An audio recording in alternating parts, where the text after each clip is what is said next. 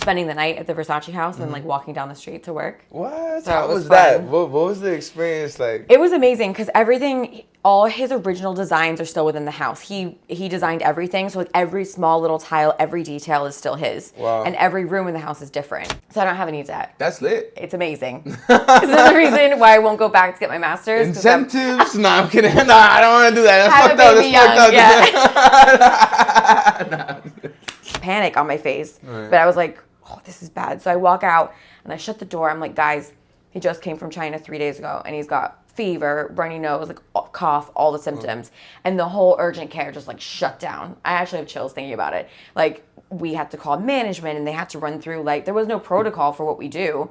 Like obviously we have to isolate him, but what do we do for his symptoms? Like we have to call the health department. Dr. Zuckerman Plastic Surgery, board certified. Like the best in the game. Hey. And so I'm in his OR, I do his recovery, I see patients with him, but he's also been training me to do his aesthetics. So it's one-on-one training, which nurse injectors don't get. We get with like a really amazing, talented plastic surgeon for him to show you exactly where to inject. So I do Botox, Dysport, Zeman, they're all kind of Botox things. Okay. And then fillers and microneedling and lasers. Then Can I ask you a lips. personal question? Yeah. Though? All right, because this is my shit about it. Like, does it feel different? So when for me or for someone else? For someone else. That's a good question because actually I got my lips done for the first time in January some year.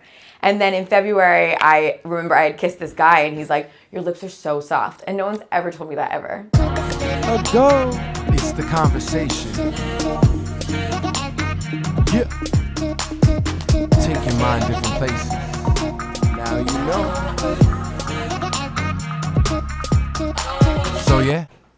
So yeah. We got Sara Wade in the crib. What's up? How are you? Good, how are you? And I just want to let everyone know this is a certified aesthetic RN.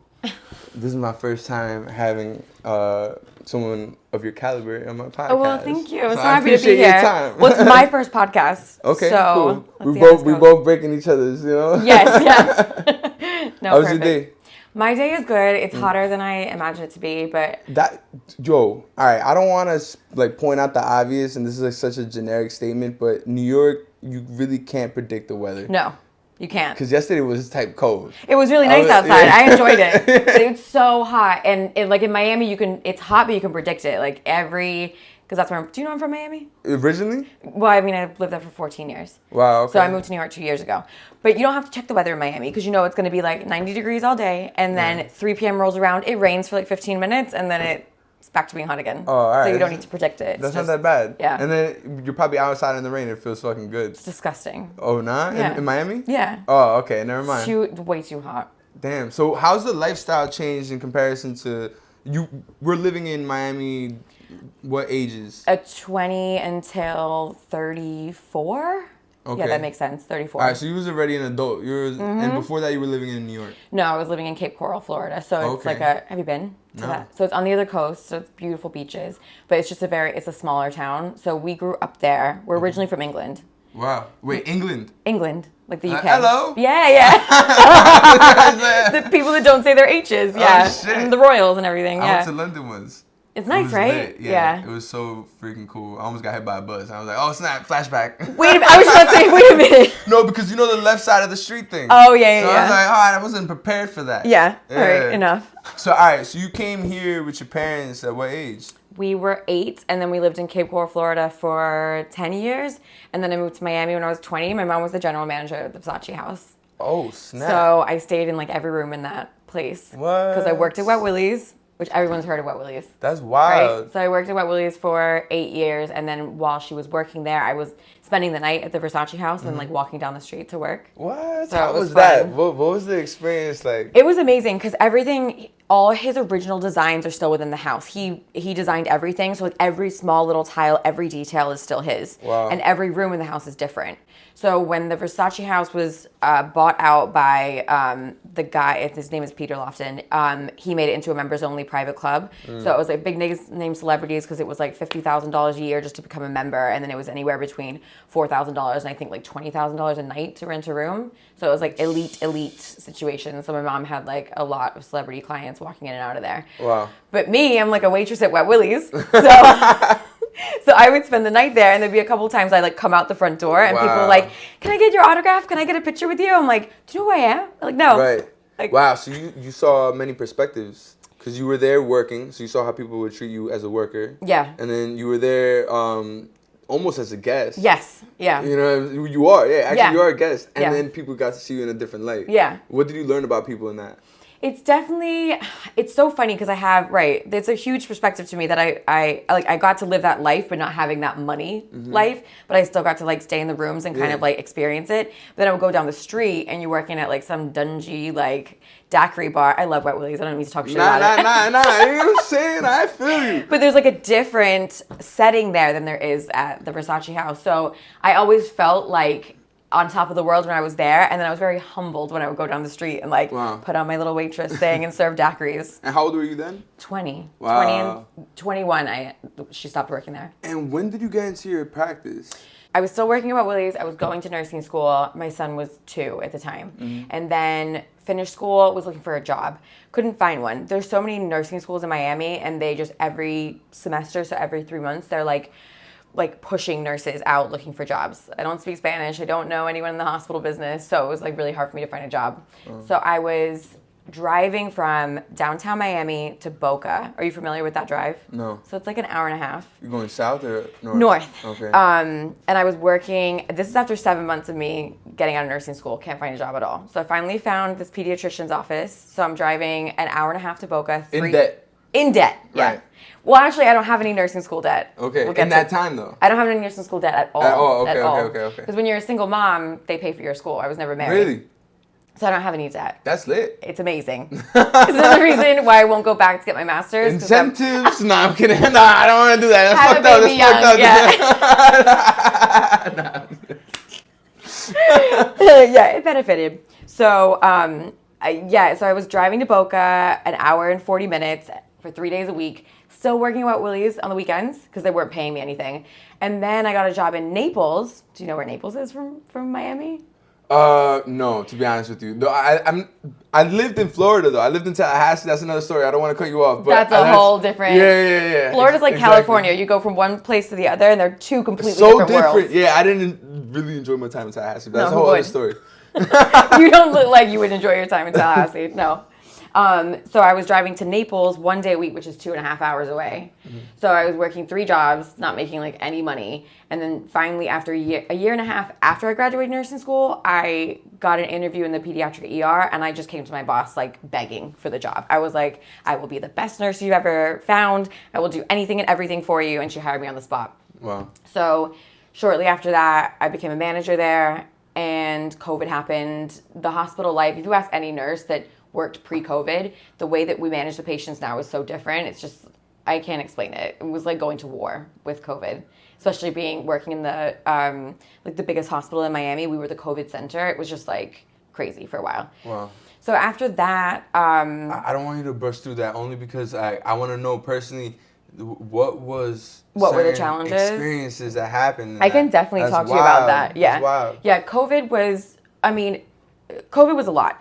So when it first came out, and I remember I triaged a kid because I was also working. I'm a workaholic. Can you tell? I could. I was like, I work too many jobs, not because I need the money, but because I can't say no.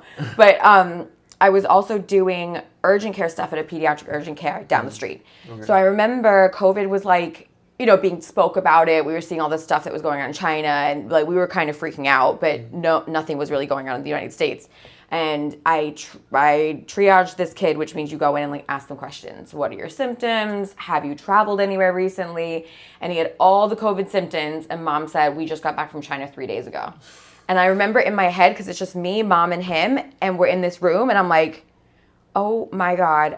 I'm like, okay, I'll be right back. Like, not trying to put panic on my face, right. But I was like, oh, this is bad. So I walk out, and I shut the door. I'm like, guys, he just came from China 3 days ago, and he's got fever, runny nose, like cough, all the symptoms. And the whole urgent care just like shut down. I actually have chills thinking about it. Like, we had to call management, and they had to run through, like, there was no protocol for what we do. Like, obviously we have to isolate him, but what do we do for his symptoms? Like, do we have to call the health department? I don't remember whatever happened with that, but I know that it was kind of like the unknown was really scary. So as everything started to shut down and I worked in the ER, so we were like front lines of it, it all just started to get really, really terrifying. I remember some nights like sitting in my living room, like wanting to cry or just being terrified because I'm like, am I going to go to work and die? Because now there was like nurses dying because they're taking care of these patients. I was like, I'm a single mom. Like I love my job, but what are we putting in place to make sure that we're okay? So in the beginning of it, it was very scary because you didn't know anything. The CDC really wasn't giving us proper guidance as to what to do for it either, because New York was such a center of it, and in Miami we weren't getting it so much at the time.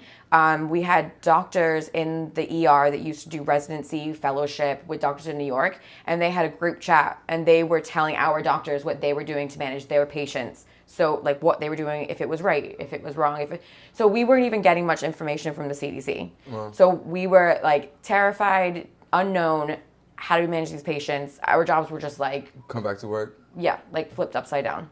Wow. It was crazy. And in the moment that things started clearing up, how did the work life change? So at that moment, like everyone was treated like they had COVID. And so everyone that walked in, because then you were seeing the late COVID symptoms of the blood clots and things. Mm-hmm. So if a child had COVID 2 weeks ago, then we were doing more of a workup than we would if it was just like, oh, they had the flu 2 weeks ago, or oh, they had a cold 2 weeks ago. So the patient management became more and our staffing became less, because then they were paying all these travel nurses to travel around to places that were really big with COVID. So we were losing nurses to traveling jobs. So we were short-staffed.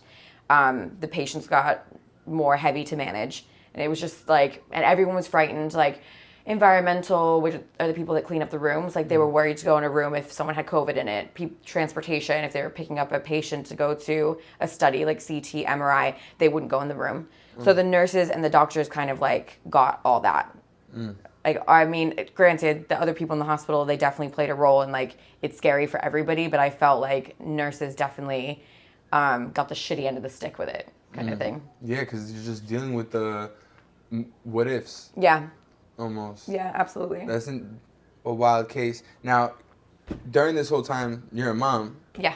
So how is it just, I don't know, I guess, being the positive life for your kids during that time? I'm assuming because you are dealing with the realities of the world, but then how did you as a mom like handle that with your kids? That was also a challenge. Like 2020 was such a wild time because I still had a job that was people that didn't have jobs. Now my son is at home doing homeschool. So he was in 3rd grade or maybe going into 4th. Nothing like terrible, not like kindergarten where you have to like sit them down and make sure that they're doing things all the time, but not like so much high school that they're working independently. But so that was difficult, but it was also hard because I had to put myself in his shoes. Like when I was 8, if this was going on, would I be terrified? Would I be confused? Would I have questions? Or would I just been like, cool, I don't have to go to school. That's like whatever. So there was a lot of like questions and stuff behind it. And you'd go to supermarkets and people were like distant from each other, wearing masks, and everyone's afraid of each other. I think that's the biggest problem too, because everyone looks at everyone like you could kill me. This could be the last time. So we're not like very kind to each other at that moment because you always feel like you're on the defense. Right. So I tried to tell my son that, this is going to pass. Like this is just a terrible time, not just for us, but for everyone. Some people have it worse. Like some moms don't have jobs. They can't afford to feed their kids. So I always tried to like bring out the best in it. But there was nights where I was in my room like, shit, like, is this going to be the end? Are we ever going to get our lives back? Like, and then... So my son is biracial. His dad's black. I'm white. So when the George Floyd thing happened, which is why I say 2020 was so crazy for us, because it wasn't just COVID that my son had to deal with, but he also had to deal with seeing this on the news, but also seeing it in his backyard. So there was protesters everywhere, and the majority of the protesters were in downtown Miami where we lived. Protest was fine in the beginning, and you could see them from our window. But as it went on, people started to get destructive, and it turned terrible. So they're lighting things on fire, and my son can see it. We lived in a high rise, and it's all glass. So my son can see it from his room. It looks like his school's on fire. So he was like, why is my school on fire? I was like, oh my God, I don't know. It turned out to be a police car that was actually on fire next to his school. Uh-huh. But then they destroyed like the little mall that we have down there, and it was all over the news. Everyone's talking about it. And I remember dropping him off at his dad's house when I was on my way to work, and there's police officers with like SWAT team, like big guns. And he's like, I hope that, he's like, I feel like I can walk around the street with you because you're white and no one will hurt you. So like he was even, I was like, what is going on here? Like my own son who is not, I don't know, I just don't know why he shouldn't have to feel like that, right? Like, oh, I'm with my white mom, so the girl that I had on before you, shout out Ziggy motherfucking Gold, she experienced, you know, some fucked up shit that happened to her uncle, I believe, where a police shot her uncle. You know what I mean? So it's like, and then like I was like, oh, like not. I was like, oh, like that happens all the time with like white people, right? And then she was like, nah, he wasn't even white. Mm-hmm. He was a black guy. And then we got into the conversation. A black police officer? Yeah. Yeah, and why does no one talks about that though either? Right. And so we started talking about that. And then like it's really just like they're a gang, you know what I mean? Like in certain aspects, or some people would say a fraternity to make it lighter. Yeah. You know, but it doesn't matter the skin tone. You know, they're gonna have each other's back, and they're dealing with a whole other pressure of following orders. Oh yeah, for sure. So it's not. But then I guess some people don't follow orders, right? And then some people do some fucked up shit, and it's not necessarily protocol. Right. It's just some fucked up shit, and they get away with it. Right. And because they know they have a system to back them up. Right. We also don't know what they go through every day. Yeah, it's a mix. It's a mix of things because you meet a lot of. I've met like good police officers. I met like I know this girl from high school that is a police officer now, and she was cool as fuck in high school. And I see her not too long ago. She was cool as fuck. As a police officer, like, yeah. You know what I mean? Like she was in the volleyball team. Yeah. Like, you know, like I remember you. Like, you know, but yeah, there's dynamics, and sometimes people are just exposed to different circumstances, and it is fucked up. But yeah, like your son feeling a certain way, it is real. Yeah. You know, and any person feeling a certain way is real because they don't know what encounter might lay upon them that day. Yeah. You know, it's like it's so wild. But I would hate for my son, like I've never dealt with that. Yeah. Obviously being a white woman, like I've never had to. It wasn't until I got with my son's dad that I even realized that sounds ignorant, but like I saw the issue and I lived the issue. I remember one time we were getting pulled over and he just put his hands out the window and I'm like, what are you doing? He's like, they need to see my hands. I'm like, this is wild, but this is the life that he lives. Like he's always known that. So, but me, I'm like, I could be sitting there like this, put my hands all over the seats. Like no one's going to be like, where are your hands? What are you doing? Like I don't live in that world. So it dawned on me, like, my son also lives in that world, and it's terrifying. Like, it's not something that I know how to deal with or how to help him with. It's wild, too, because people think that, times have changed, but it's not necessarily the case. No. Yeah. I think it all depends on where you live as well, like the way that people treat race. Seriously. New York, we're better off, though. I think so. In most aspects, right? You're not in middle America. Right. No, totally. Because you can't be like that in New York. Like, Miami's a melting pot, but New York is a melting pot. Like beyond melting pot. Insane. Especially Queens. Yes. Oh my God, yeah. We're shout out Queens. Shout out Sonia Queens. For sure. I'll be a Queens girl forever. I love it here. I love Queens too.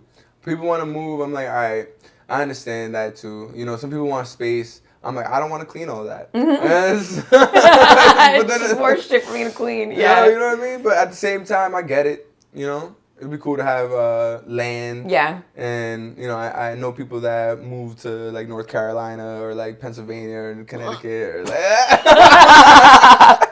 I know people like that, too. I'm like, yeah, you know what's funny? No. It's like you see the videos and it's just like slowly getting boring. Yeah, yeah. And you know they're looking at yours and they're like, damn. I missed that. Yeah. It is, right? It is a fucking mind fuck. And people have that experience. Like, I've had that experience. I moved out of New York City. I lived in Tallahassee, I was telling you. So shout out Tallahassee. Oh my God. Yeah, Wait, yeah. why Tallahassee? All right, so I just wanted to live a different life. Mm-hmm. I just wanted to try something different because I was living in New York all my life. I was born in Venezuela. I came here when I was 3 with my mom and my sister, and lived here since. You know what I mean? And I was like, all right, I want to try something different. Done with college, I was like, let me just move to Tallahassee. I have a friend that is going to FSU, and I was like, I could figure out finding a job there. I was having no direction in life. Yeah. I was just like, let me try this, let me try that. You have nothing to tie you down. I think that's the best time to do it. Yes.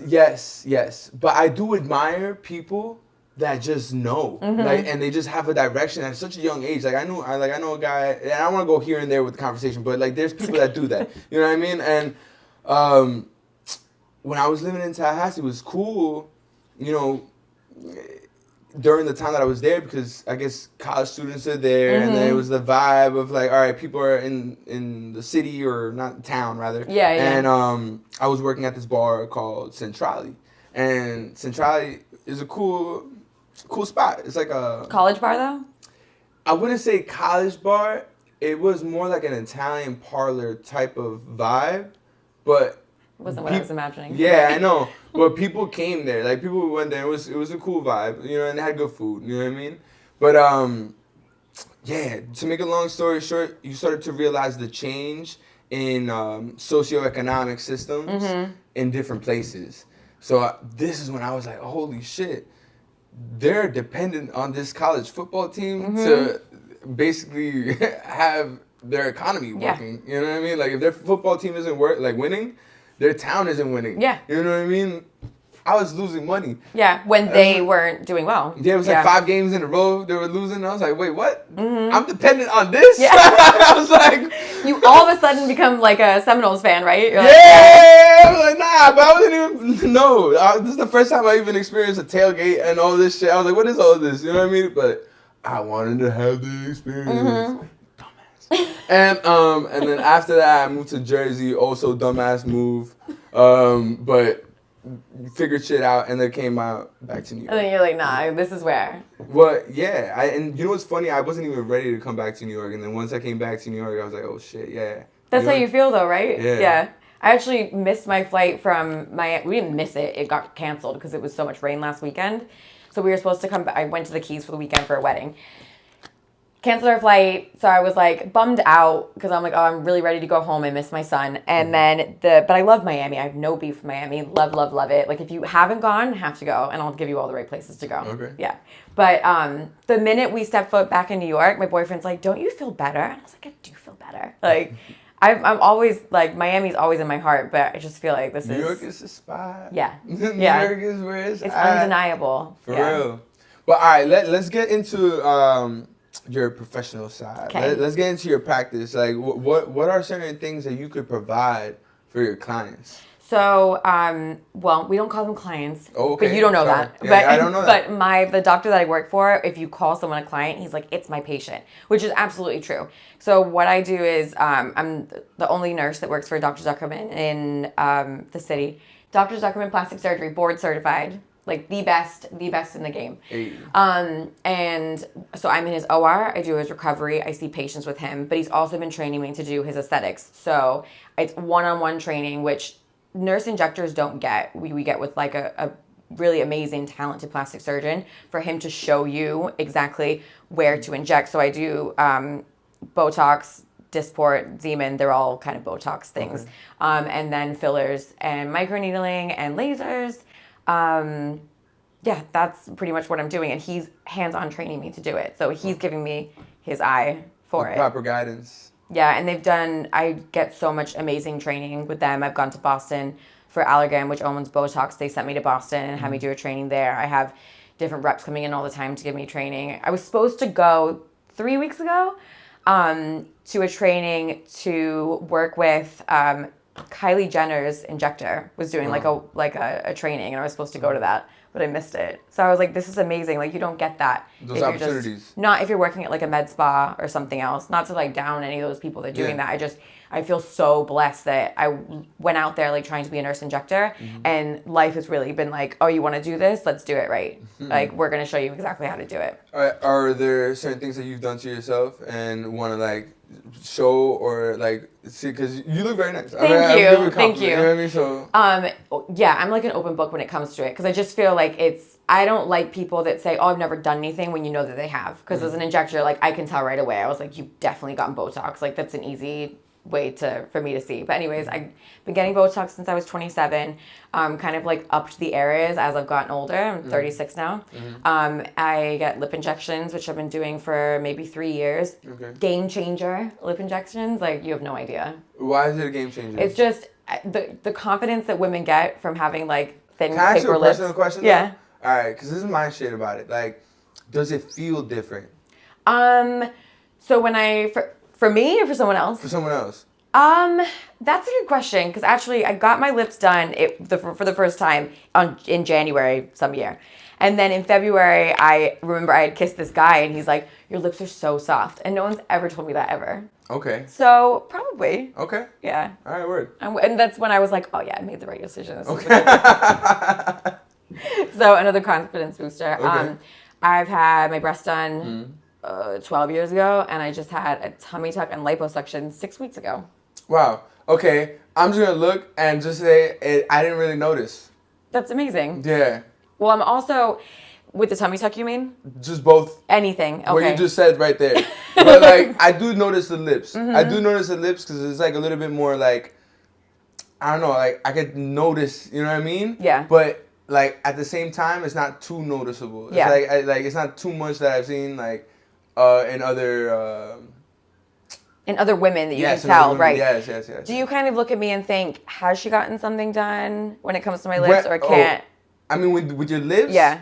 Like, it's a question. It would have to be something that I'm really looking for. You know what I mean? Like, but if I'm just coming across and we're just walking down the street and I see you, I wouldn't notice. Right. Or we're at a bar and we're just like, you know what I mean? I wouldn't notice. Right. You know what I mean? Like, but we're having a discussion right here, right now. And I'm just like, and like, there's certain things, all right, that I see that it looks puffy. You know what I mean? But I feel like that's the look that you're going for anyway. It is the look I'm going for. Yeah, exactly. Yeah. But I like that it's a question mark, because I feel like that's what we do in my doctor's practice. Like, we always do stuff that's enough to have the person notice a difference, but not enough for the next person down the street to be like, she got her boobs done, or that's a BBL. Like, that's not what he does, and that's not what he's taught me to do. So there's a certain, I guess you can say, science to the natural body itself already, 100%. and trying to find the best version for it. Yeah. Like, and then I'm sure people will be like, oh, I want it bigger, and then you're like, but this is not gonna look that good. Yeah. Right? Probably. Yeah, absolutely. And we're like, well, this is not the place to do it, because okay, so it's just straight up like, this is not gonna be your body type. Yeah. You don't want that, because that's your at the end of the day. That's what you're presenting to the world. Exactly. Right? So we also say, like, we can only do what we're working with. Like, if you're straight up and down and you want like a Kim Kardashian 10 years ago body, like, that might not be obtainable. Or if you want this massive butt but you're skinny, like, well, where are we gonna get the fat from? So like, it's just things that you have to come to realizations with your patients. That's why you have consults and you talk about like realistic goals with people. Like, this, we can't get you there, but we will get you to here. Have you gone through any hurdles because of that? I mean, I feel like our office does a great job. Like, he does a great job, and the rest of the staff do a great job at making people feel comfortable, making people happy.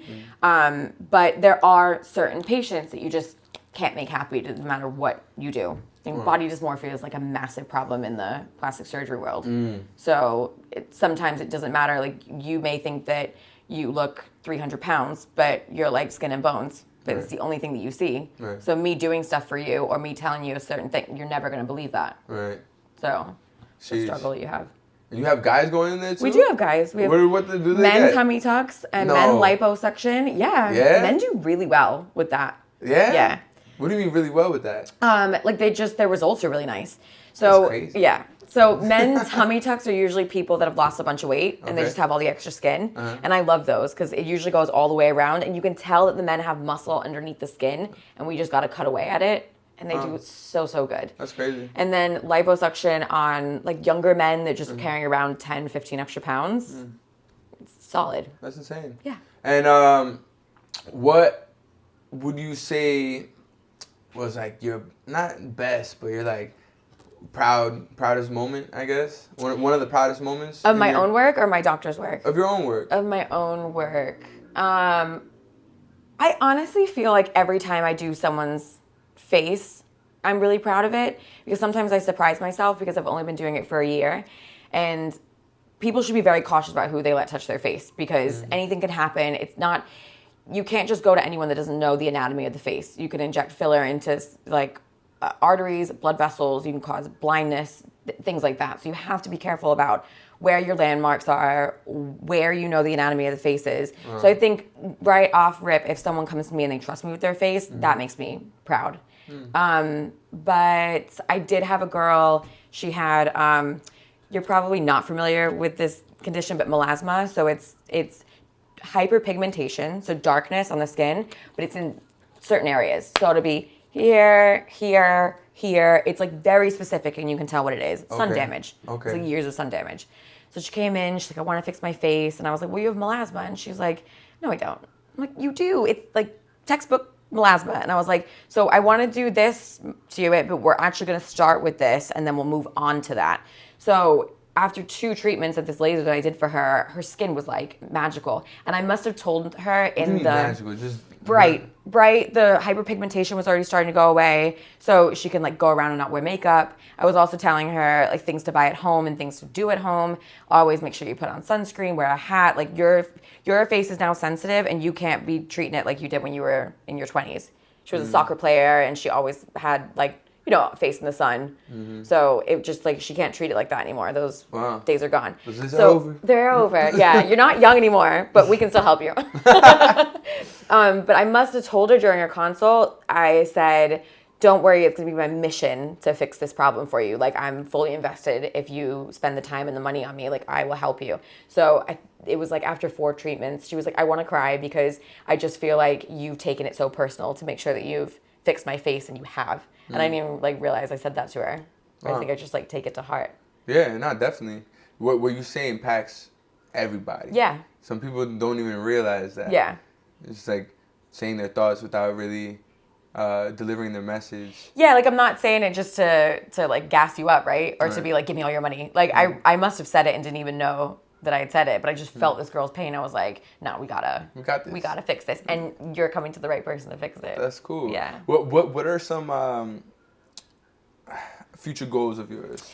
That's a good question, because I feel like whenever I've set a goal out and I do a lot of manifestations. I don't know if you're into that. Yeah, I feel like anything that you want, you will come. You have to work for it. Yeah. Obviously, you know, but yeah, you keep it in mind. It's gonna happen. Yeah, you have to picture yourself there. I feel like when I moved here from Miami, I pictured where I was gonna work. I pictured where I was gonna live, and everything just like it was the first job I applied for. It was the first apartment I got. Like it worked out like that.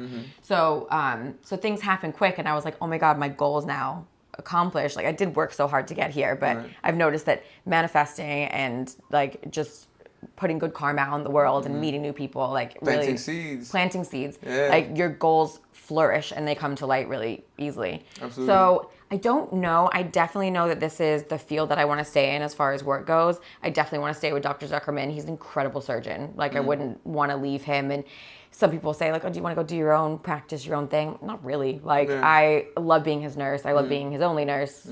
Don't hire anybody else. I was like, your only nurse. So yeah, definitely to stay there and just grow my patients. Yeah, because you're catalog. I feel like that's perfect, right? Because you're already doing what you love, and you've already grown a connection with these patients. And then for you to just leave and do your own thing would just be like, for what? Yeah, like you know? Working with him was never a stepping stone with me. It was more like this is where I need to be. That's awesome. So yeah, good. Do you have any questions for me? Yeah, just about this one. What's her name again? Esperanza. I feel like you need to put that somewhere. I don't know. But what happened to her head? Oh, Oh, we need to fix that. We need to fix that. Yeah. It's gonna go back on, but you know. It was your UPS Eventually. guys, wasn't it? What you mean? Nah, not even. Got that funny. wild in here. No. That is funny. Poor thing. Yeah. No, that was it. I'm really excited to like see the rest of the podcast. I think you're Yeah. doing an amazing job. Thank you. They're fun to watch. Thank you so And your much. music and everything else. I think Thank you. what you're doing and your goals for your future, like this is great for you. Thank you so much. Yeah, absolutely. Where can the people find you? Oh, so I have 2 Instagrams, like having 2 phones. No, but at your nurse injector on Instagram, and then at Sara.withthe.h on Instagram. Hey, so yeah. Thank you so much. Go. It's the conversation. Yeah. Take your mind different places. Now you know. So yeah.